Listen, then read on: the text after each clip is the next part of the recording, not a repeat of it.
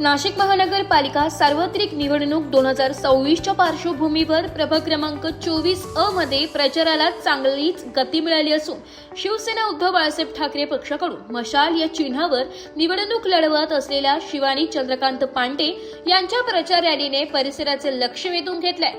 आज कर्मयोगी नगर परिसरात भव्य प्रचार रॅली काढण्यात आली आहे। या रॅलीत प्रभागातील महिला आणि नागरिक मोठ्या संख्येने सहभागी झाले होते।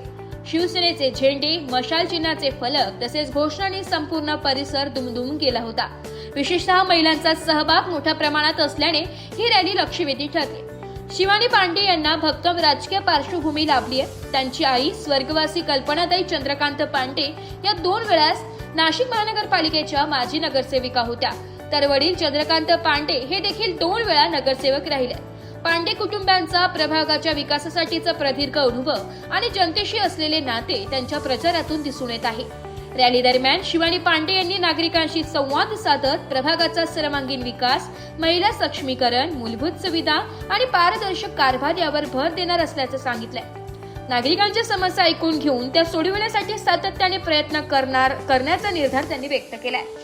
नमस्कार, नाशिक लोकशाही न्यूज मध्ये सर्व प्रेक्षकांचे स्वागत। नाशिक सार्वत्रिक निवडणूक 2026 बिगुल वाजताच हे बंद करायला होतं का सर? नमस्कार, नाशिक लोकशाही न्यूज मध्ये सर्व प्रेक्षकांचे स्वागत। नाशिक सार्वत्रिक निवडणूक 2026 बिगुल वाजतात आता आपापल्या प्रभागांमध्ये सर्वच उमेदवारांनी प्रचाराला सुरुवात केली आहे आणि आपण आलो आहे प्रभाग क्रमांक 24 मध्ये। आपल्या सोबत याच प्रभागातील उमेदवार शिवानी चंद्रकांत पांडे आहेत।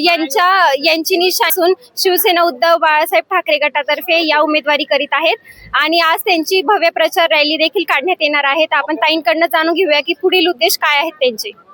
नमस्कार, आज जसं की आपण सगळे आज बघत आहोत अतिशय जोशात, जल्लोषात आणि आधीच गुलाल उधळत आमच्या सर्व महिला माझ्या पाठीमागे उभे राहून आम्ही ही भव्य प्रचार रॅली काढत आहोत।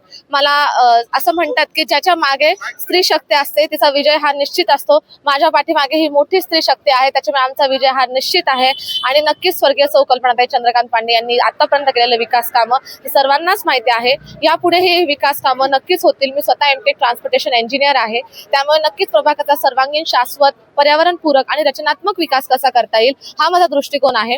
आणि मी तुम्हाला सर्वांना प्रभाग क्रमांक 24च्या नागरिकांना विनंती करते की सुशिक्षित लोकांना निवडून द्या आणि नक्कीच या भागाचा विकास होईल।